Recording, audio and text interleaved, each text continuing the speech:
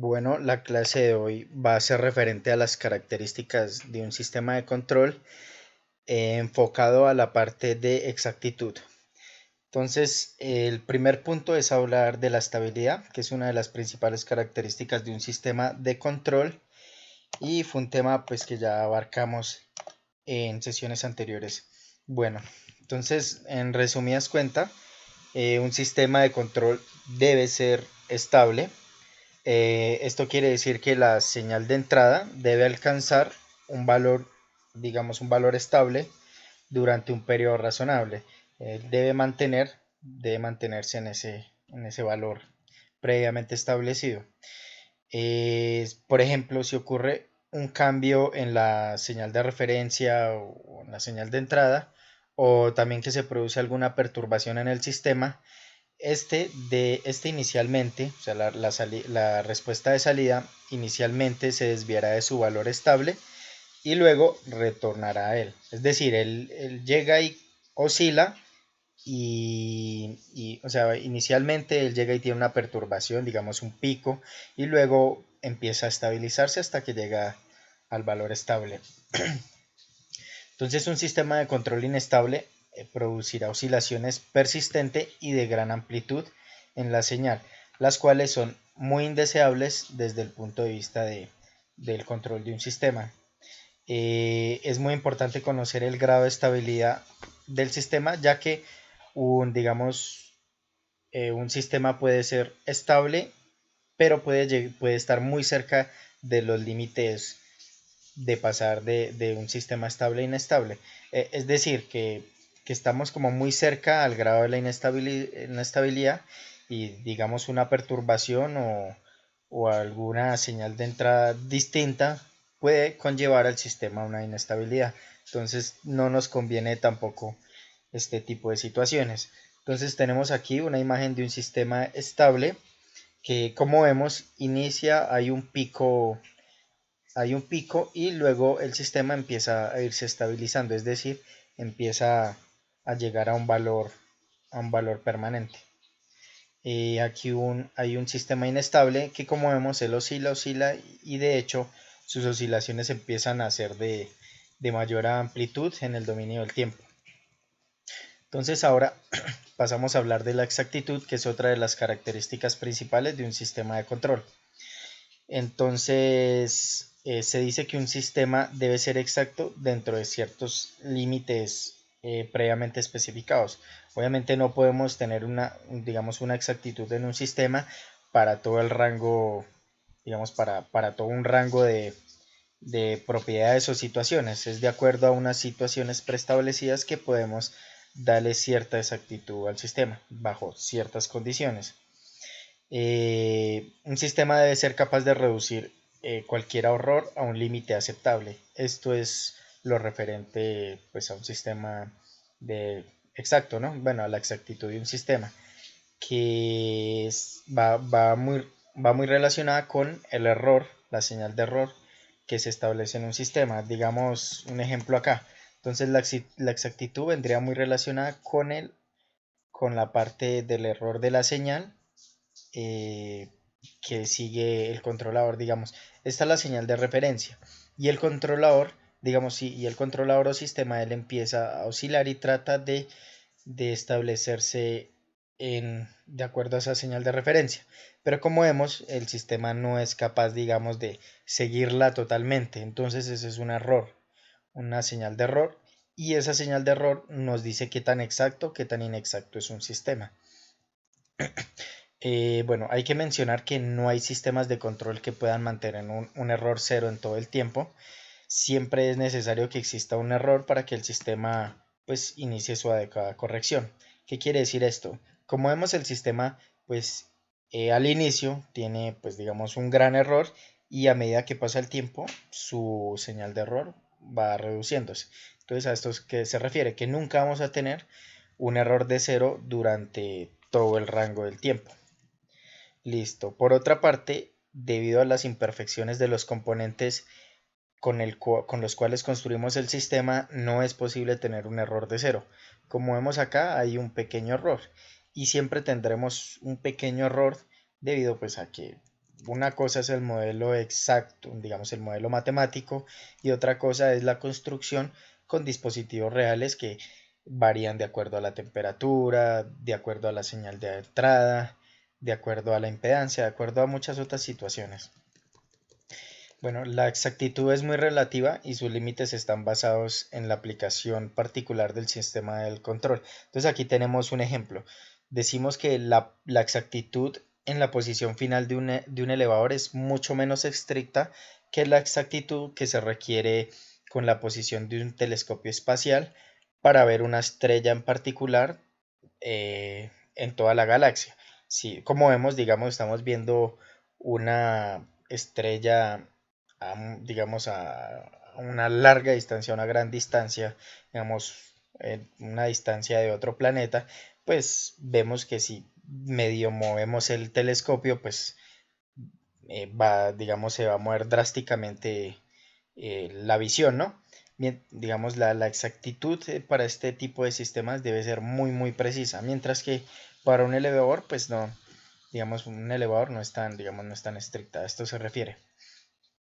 Otra parte muy importante en la parte de exactitud es que si tenemos, digamos, queremos un sistema muy exacto, entonces vamos a elevar drásticamente el costo de, en la construcción del sistema. Aquí tenemos dos señales, una digamos que consideramos exacta y otra que consideramos inexacta. Esto pues depende del sistema, ¿no? Unos sistemas que nos obligan a tener, digamos, unas condiciones más estrictas de exactitud que otros, ¿no? Como el ejemplo que dábamos anteriormente. Entonces, por eso se dice que pues que la exactitud es un parámetro relativo, depende del sistema en particular. Entonces vemos que aquí pues hay una señal de error pequeña, ¿no? Una señal pequeña, mientras que en esta gráfica tenemos que el error o la exactitud pues es bastante, digamos, el error es bastante grande, por lo que su exactitud es baja. Listo, por último, vamos a hablar de otro parámetro importante de un sistema de control que es la rapidez de respuesta. Entonces tenemos que los controladores deben completar una respuesta a una señal de entrada en un tiempo determinado, o sea, es decir, es un requerimiento. Eh, Aunque un sistema sea estable, digamos que cumpla con el grado de estabilidad y cumpla con la exactitud requerida, no nos sirve si el tiempo de respuesta a una entrada es muy grande, digamos, es mucho mayor a las señales de entrada, sí, a las señales de entrada o de referencia. Es decir, esto quiere decir que si tenemos un sistema, digamos, que cumple satisfactoriamente el resto de parámetros, pero si a la hora de seguir la señal, digamos, su tiempo es muy demorado, es decir, que no puede llegar a, digamos, no puede seguir la señal a un tiempo rápido, entonces este sistema no nos va a servir. Es decir, por ejemplo, aquí tenemos que el sistema llega y empieza a seguir la señal rápidamente, pero por ejemplo que este sistema llegue y siga y siga y se demore en seguir la señal, entonces, pues en ese caso el sistema no nos serviría. Digamos, aquí tenemos entonces un sistema de alta velocidad de respuesta y uno de baja velocidad de respuesta. ¿Por qué? Como explicaba, entonces miramos que la señal va y va y va y va y se demora. Se toma un tiempo largo en seguir la señal. Listo. Entonces a esto hacemos referencia con velocidad de respuesta. Obviamente, digamos que un sistema siga la velocidad de respuesta, o sea, que tenga una velocidad de respuesta alta, también incrementa los costos, ¿no? Y es, digamos, un parámetro deseable, ¿no? Que la señal de control siga rápidamente a la señal de referencia. Entonces, por ejemplo, si bajamos esta señal de referencia, entonces que él rápidamente baje y se estabilice en la señal, en el valor de referencia. Entonces, hay otras cosas importantes que hay que tener en cuenta respecto a estos parámetros, y es que al obtener un modelo hay que llegar a un compromiso de simplicidad del mismo y la exactitud pues, del resultado de su análisis. Entonces decimos que si la exactitud no es un requerimiento pues, estricto, es preferible obtener un modelo más simple y más fácil de trabajar.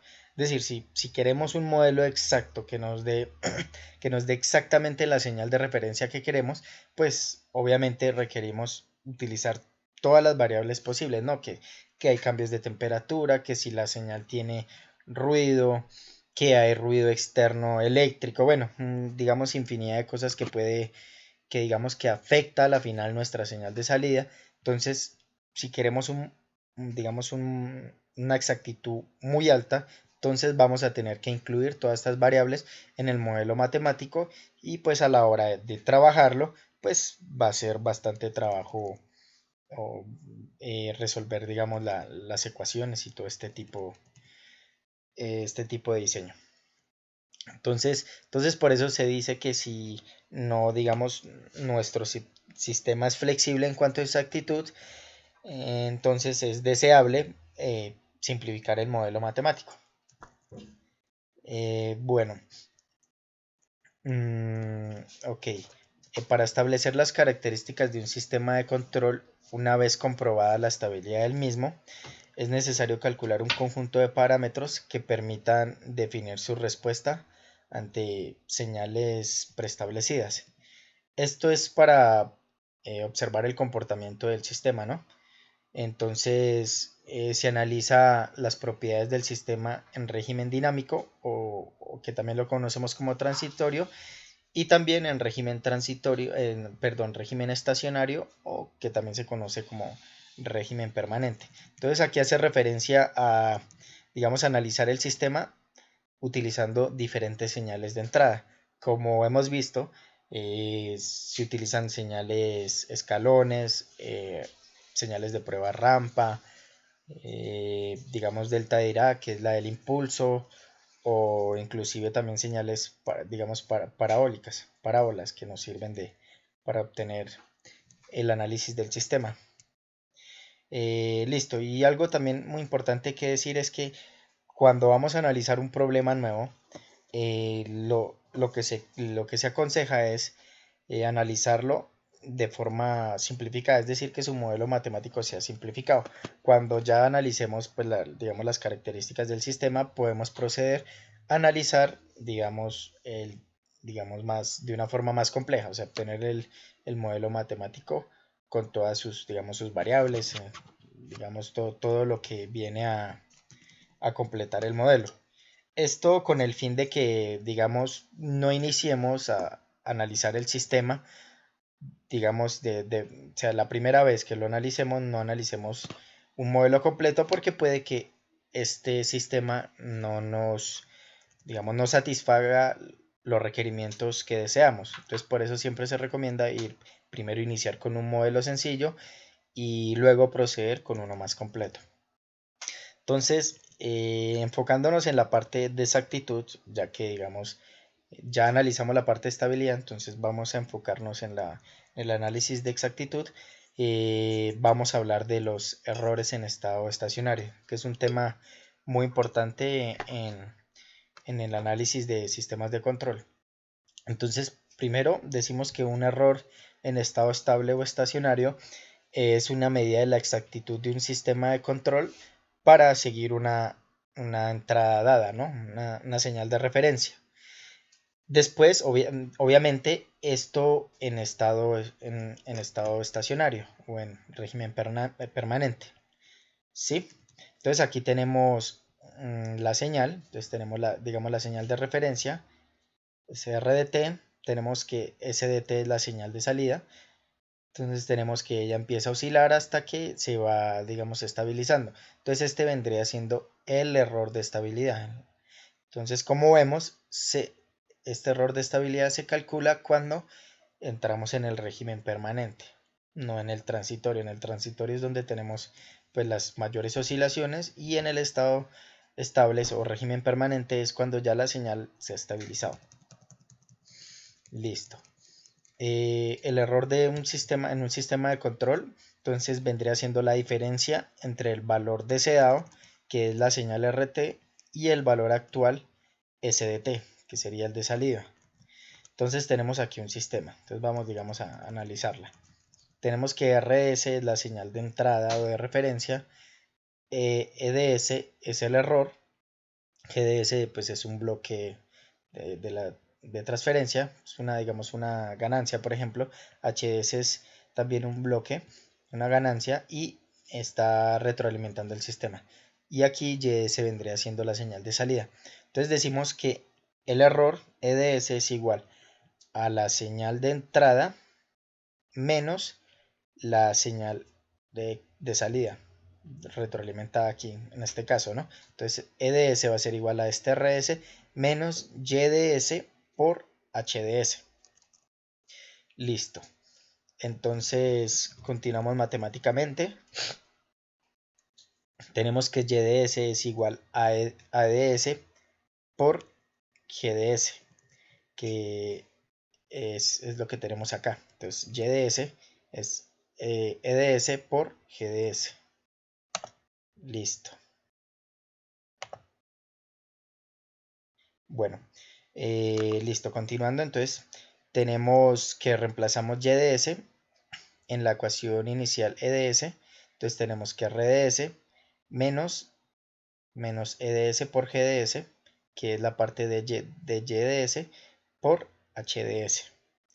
Listo. Lo otro es sacar, digamos, factor común en EDS. O sea, pasamos esta parte de la ecuación a sumar y luego factorizamos el EDS. Entonces tenemos que EDS por 1 más GDS por HDS, y esto vendría siendo igual a RDS. Entonces ahora pasamos a dividir esto para ARS y tenemos la señal EDS, que vendría siendo la señal de error. Listo. Entonces esta vendría siendo la ecuación para este tipo y es muy importante, ¿no? Este vendría siendo la señal de error para el estado estacionario. Entonces lo primero que hay que decir es que esta ecuación pues es, digamos, en el dominio de Laplace, nos representa la señal de error para todo el tiempo, lo que nos permite conocer la evolución del error durante toda la respuesta del sistema. Sin embargo, solo nos interesa conocer el valor en régimen permanente, por lo que aquí en este caso vamos a aplicar el teorema del valor final para obtener el error en estado estacionario. Entonces creo que ahorita dije algo mal, y es que este error es para todo el tiempo, ¿no? En todo el tiempo. Entonces también se incluye en régimen transitorio y permanente. Entonces lo que vamos ahora es obtener únicamente el error para una respuesta en estado transitorio o régimen permanente. Entonces aquí tenemos entonces el error, lo simbolizamos pues con un subíndice infinito, que quiere decir que el error cuando está en régimen permanente, es decir, cuando ha pasado un tiempo muy grande. Entonces decimos que el límite de t cuando tiende al infinito de la función e de t es igual al límite de s cuando tiende a 0 de s por e de s. Es decir, este es el teorema de valor final. ¿Listo? Esto es, digamos, un teorema. Entonces vamos a aplicar este teorema matemático para poder analizar el error de estabilidad de acuerdo a diferentes señales de entrada. Entonces, digamos, aquí procedemos a reemplazar EDS, que lo tenemos acá, que fue la que obtuvimos. Listo. Entonces ahora vamos a hablar el error de posición, que no es más que analizar el sistema con una señal de entrada tipo escalón. Básicamente este es el error de posición. Entonces aplicamos, nuevamente, entonces tenemos el error pues en estado estacionario, la misma, digamos, la misma ecuación que tuvimos anteriormente, que es esta. Lo que vamos a hacer es reemplazar RDS por la señal de entrada, que como dije es una señal tipo escalón. Entonces vamos aquí a bajar, que tengo una tabla, mostrar una tabla de la transformada de Laplace de tres funciones, que vendría siendo una función escalón, una función rampa y una función parabólica. Entonces tenemos pues que en el dominio del tiempo es 1. Para la parte de tipo escalón, como vemos, pues el valor es 1. O puede ser un valor k, como sea.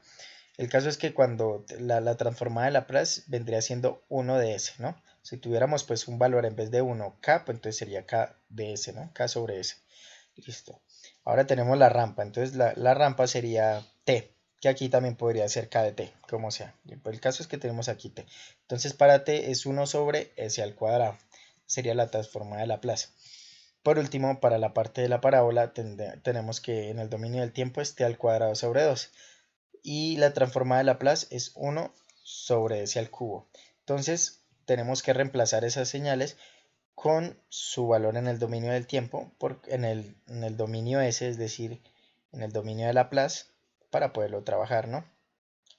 Entonces, bueno, entonces volvemos a donde estábamos, que era en el error de posición. Entonces reemplazamos R de S por 1 sobre S y como vemos, entonces este 1 sobre S queda la S multiplicando todo esto y se nos va con esta S, ¿no? Entonces esta S viene y multiplica toda esta expresión y la podemos simplificar con la S que está multiplicando. Listo, entonces la ecuación nos queda límite de S cuando tiende a 0 de 1 sobre 1 más G de S por H de S. Listo, cuando aplicamos el límite, pues digamos, tenemos que solo va a afectar a la función G de S por H de S, porque la otra parte pues son constantes, ¿no? Entonces vamos digamos, a llamar al límite de G de S por H de S, le vamos a colocar una constante K sub P que se llama constante de error de posición.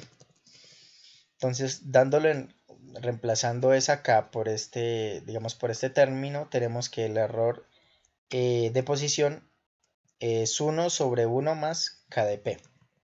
Aquí tenemos una gráfica pues, para comprender un poquito mejor a qué hace referencia a esto.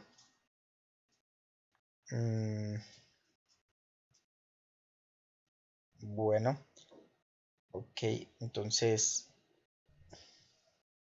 bueno, el caso es que aquí tengo es una señal de entrada rampa, esta no es, pero la idea es como este tipo, digamos, es este. La idea la podemos tomar de este.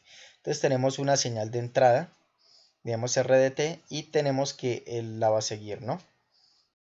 Entonces, digamos, a esto se refiere con el error de posición. Cuando tenemos señales de entrada tipo escalón y como vemos RT, pues es una señal tipo escalón porque tiene un valor fijo, ¿no? Se mantiene durante el dominio del tiempo un valor fijo. Listo, entonces esta vendría siendo un ejemplo del tipo de señal de, pues, digamos, la salida, digamos, referente al error de posición. Listo, esta es la parte de una señal rampa que es la que vamos a ver ahora. Listo, entonces ahora procedemos a hablar del error de velocidad. Listo, entonces tenemos que el error de velocidad básicamente hace referencia a señales de entrada de tipo rampa, es decir, obtener el error en estado estacionario utilizando señales tipo de rampa a la entrada.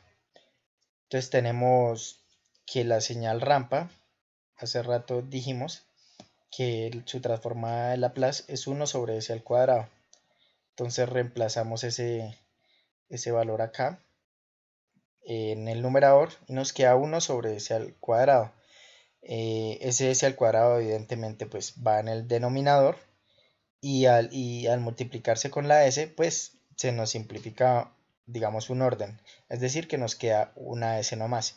Entonces esa S pues la multiplicamos a todo el denominador.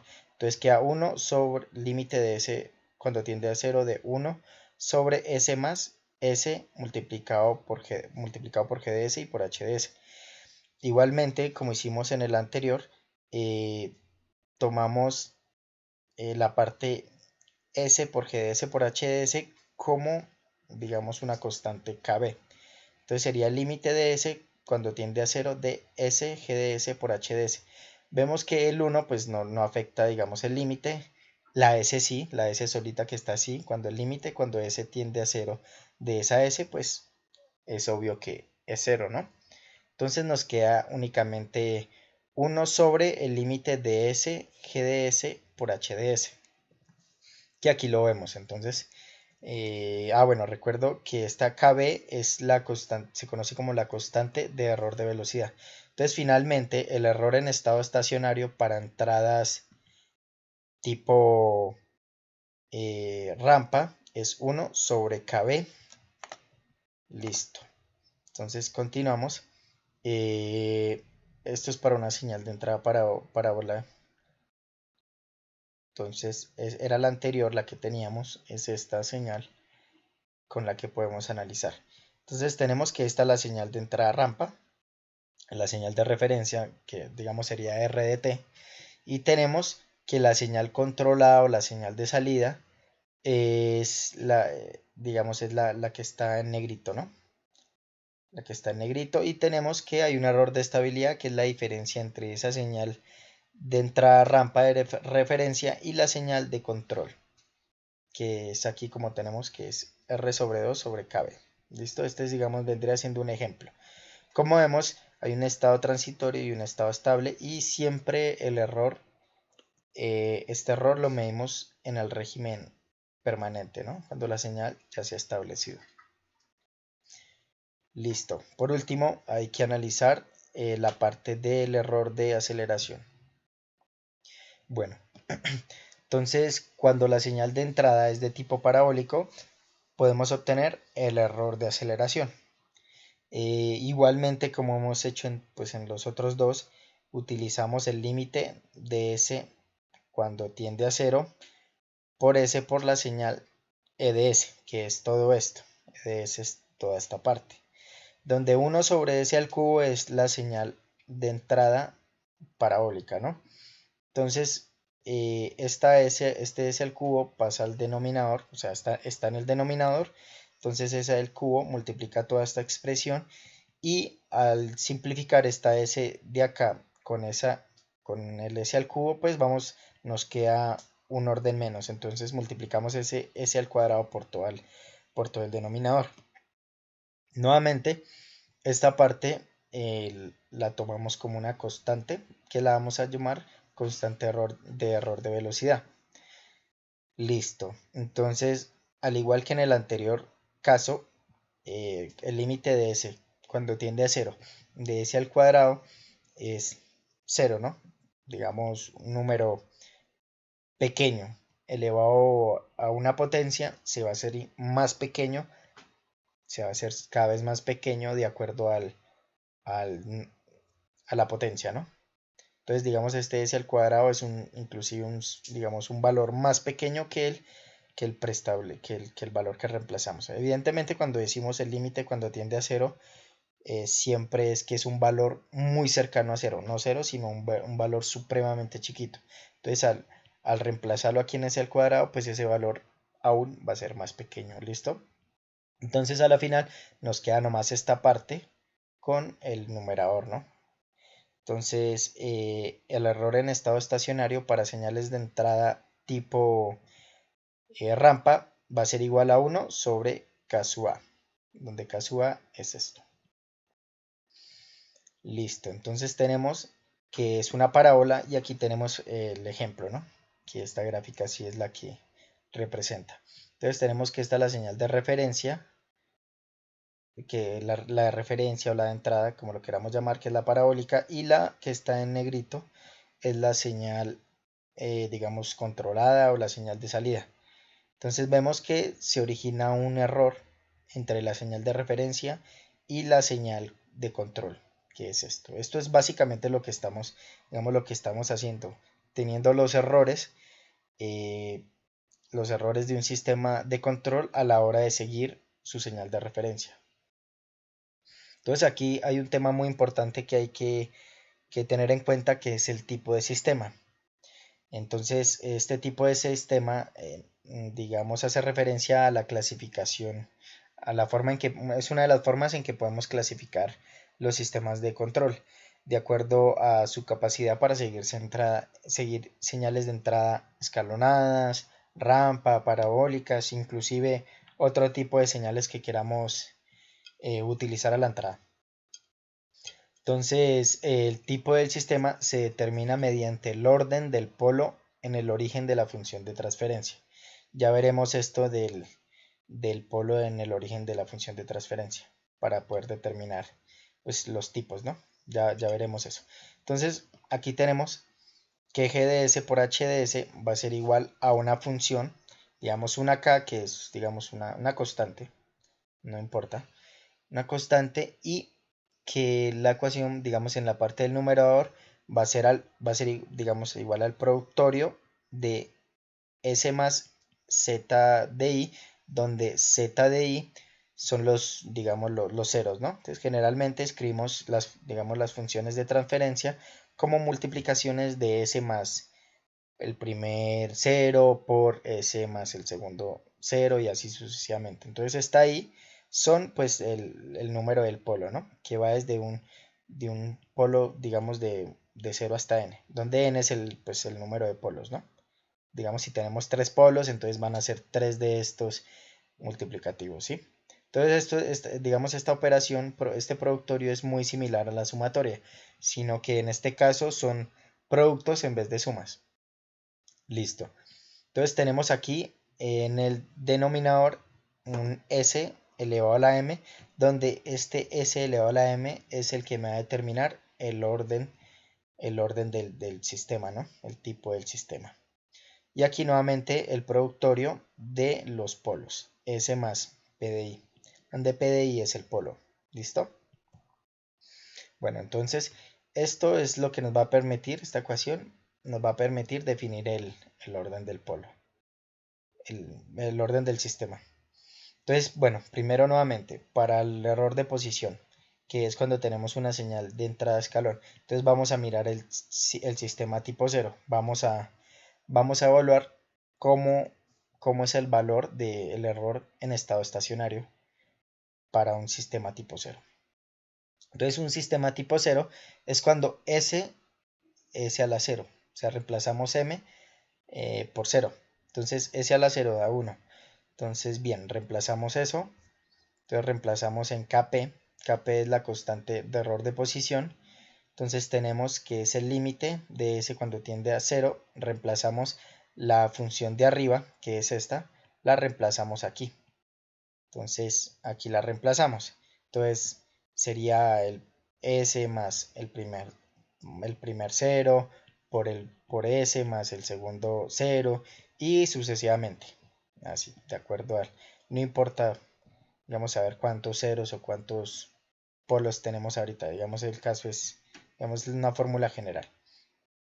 Entonces, si vemos esta ecuación, pues no se puede simplificar. Lo único que es que cuando s tiende a 0, pues estos s los reemplazamos por 0 y nos queda esta ecuación. Nos quedan k por la multiplicación de los ceros sobre la multiplicación de los polos. Aquí me equivoqué, estos son p. En vez de s, son p. Listo. Bueno. Entonces, tener cuidado con esto. Aquí son P en vez de S. Listo, entonces finalmente el error de posición es igual a 1 sobre 1 más K sub P, que es el mismo que obtuvimos anterior. Digamos, tenemos esta fórmula para el error de posición. Recordar esto, que ya lo obtuvimos anteriormente. El error de posición es igual a 1 sobre 1 más K sub P. Como acá no pudimos simplificar nada, entonces pues dejamos la ecuación como está, ¿no? Entonces es Kp, donde Kp es este valor, ¿no? Entonces lo dejamos tal cual. Ahora vamos a analizar cuando el sistema es de tipo 1 o de un orden superior. Entonces lo que hacemos es reemplazar m por, un valor de 1, si es tipo 1, si es tipo 2 por un 2, etc. Entonces vamos a analizar qué pasa cuando ese es la potencia es 1 o más. Entonces, como vemos, si digamos, como vemos que el límite de S cuando tiende a 0, digamos, por ejemplo, cuando m es 1, entonces aquí reemplazamos es el 0, entonces 0 elevado a la 1 pues da 0, y 0 multiplicado por todo esto, pues a la final, ¿qué nos va a dar? Eh, eh, entonces 0 por P1 por P2 por P3, etcétera. Esto nos va a dar 0, todo número multiplicado por 0 pues nos da 0. Y finalmente, entonces, este numerador, digamos k por z1 por z2, dividido entre 0, pues nos da infinito, ¿no? ¿Recuerdan? Entonces estas s se nos vuelven 0, por eso es que digo k por z1 por z2. Entonces finalmente obtenemos que el kp nos da infinito. Entonces al reemplazar digamos, en la ecuación del error de posición, entonces es 1 sobre 1 más infinito, entonces 1 sobre, digamos, 1 más infinito pues da infinito, y 1 sobre infinito me da 0, ¿listo?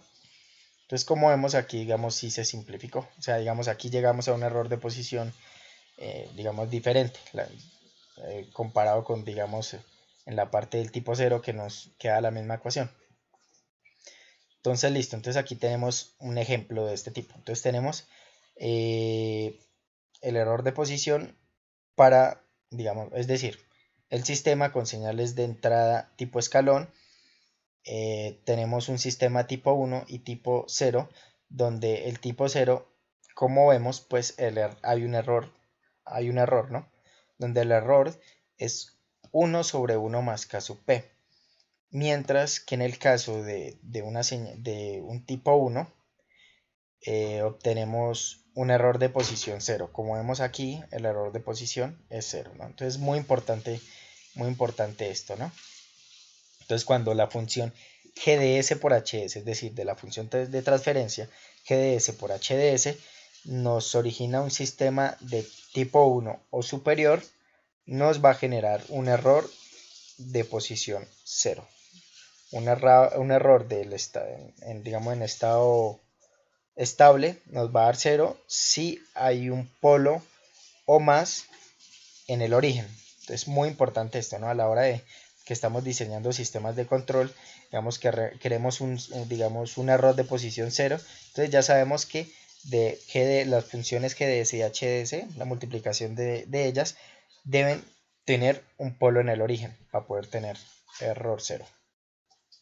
Ahora procedemos a hablar del error de velocidad. Entonces, igualmente, aplicándole un sistema tipo 0, recordar que el error de velocidad es cuando utilizamos señales rampa. Entonces, para el tipo 0, pues nuevamente GDS por HDS, digamos, no tiene polos en el origen. Básicamente es eso, ¿no? Es reemplazar pues la M, acá nuevamente la M pues por un 0, ¿no? Entonces a la final da un 1. Listo. Entonces reemplazamos toda la ecuación, la misma ecuación que venimos trabajando, la de los productorios. Tenemos que, digamos, una fórmula general de escribir funciones de transferencia, esto es GDS por HDS, y tenemos que finalmente, pues KB es igual a 0 para un tipo 0. ¿Listo? Ya que tenemos, bueno, volvamos a la, mira, aquí está la ecuación. Entonces de aquí partimos. Entonces tenemos que la ecuación que hallamos anteriormente para el error de velocidad, que lo podemos ver acá, el error de velocidad, teníamos pues esta ecuación, ¿no? Cabe la constante de error de velocidad era esta. Listo, entonces tenemos, digamos, a diferencia del Kp, no tenemos tenemos una S. Y igualmente cuando vayamos a analizar con el Ka, tenemos que hay un S al cuadrado, ¿no? Que ese S al cuadrado pues se debe al tipo de entrada, que en este caso sería aceleración. Bueno, entonces continuemos, es para pues, recordar bien lo que estamos haciendo. Entonces tenemos que KB es esto, y al reemplazar, entonces tenemos esta S, es esta S, ¿no? Esta S de acá es esta. Entonces listo, al reemplazar el límite cuando S tiende a 0, entonces reemplazamos todas estas S por 0, pues ¿qué tenemos? Que 0 multiplicado por K por Z1 por Z2, pues nos va a dar 0, ¿no? Entonces aquí ya en el dominador queda P1 por P2, etc. Entonces a la final la señal nos queda 0 porque todo un número multiplicado por 0 da 0. Entonces el error en estado estable para entradas tipo rampa va a quedar, es igual a 1 sobre KB, que esto lo obtuvimos anteriormente, lo obtuvimos acá. Entonces el error para tipo rampa es este, 1 sobre KB, entonces utilizamos la fórmula que ya analizamos anteriormente. ¿Y qué obtenemos finalmente? Entonces KB, ¿qué es? KB ya lo calculamos y es 0. Entonces 1 sobre 0 es igual a infinito. Listo, ahora vamos a analizar un sistema tipo 1 para, digamos, para este tipo de sistemas, ¿no? Entonces, ¿qué pasa? Entonces tenemos la S que pues inicialmente tenemos, y aquí sería la S del denominador de la función g de s por h de s. Entonces, como es tipo 1, entonces es s elevado a la 1, s elevado a la 1, pues da s. Entonces esta s se me va a simplificar con esta s y nos queda el resto de la función normal. Entonces queda K1 por Z1 por Z2 sobre P1 por P2, ¿no? Al aplicar el límite de S cuando tiende a 0, ¿no? Todo esto se nos va a 0. Entonces listo, entonces aquí evidentemente no podemos simplificar pues el sistema, ¿no? Queda con la misma fórmula, por así decirlo. Listo, entonces por último analizamos un sistema tipo 2 o superior. Entonces tenemos la misma fórmula KB, aquí reemplazado, entonces tenemos el S a la M. Digamos, al simplificar esta S con esta S a la M, pues nos queda S a la M menos 1, ¿no? Entonces, ¿qué pasa? Como tenemos un S, digamos un S elevado a la potencia, multiplicando por el resto de la función en el denominador, pues vamos a obtener que la señal nos va a ir a infinito. Entonces, ¿por qué? Entonces, un número multiplicado por 0 nos va a dar 0, ¿sí? Entonces, el denominador nos da 0. Y esto, digamos, K por Z1 por Z2 sobre 0, pues nos va a dar infinito, ¿no? La señal va a tender al infinito. Vamos, el resultado va a tender al infinito. Y finalmente tenemos que 1 sobre KB, listo, 1 sobre KB, reemplazamos el KB, entonces 1 sobre infinito da igual a 0. Listo. Entonces ya tenemos el error de posición, el error de velocidad para un sistema tipo 2. Entonces digamos esto nos conviene mucho, ¿no? Que el error sea 0. Entonces ya sabemos que tenemos que ubicar dos polos en el origen de la función g de s por h de s para poder llevar a un error de 0, ¿no? Bueno, entonces tenemos aquí una señal tipo 0. Entonces digamos la tipo 0 nos da esto. Tipo 0 nos da un error infinito, es decir, que el sistema es incapaz de seguir la señal de entrada, ¿no? La señal de entrada es esta negrita. Y cuando tenemos un tipo 0, el sistema no es capaz de seguir la señal. ¿Listo? Entonces digamos, no nos sirve, por así decirlo. El error de estabilidad es demasiado grande. Tenemos aquí un tipo 1, ya vemos que un tipo 1 el error es 1 sobre KB. Entonces hay un error de posición, hay un error de estabilidad, perdón. Entonces, ¿qué es este? Que vendría siendo, pues, lo llamamos como error de velocidad, ¿no? Que sería este, que es más pequeño, ¿no?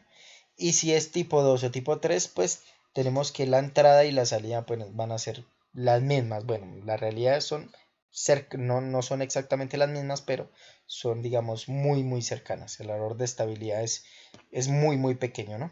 Que pues calculamos matemáticamente nos da 0, ¿no?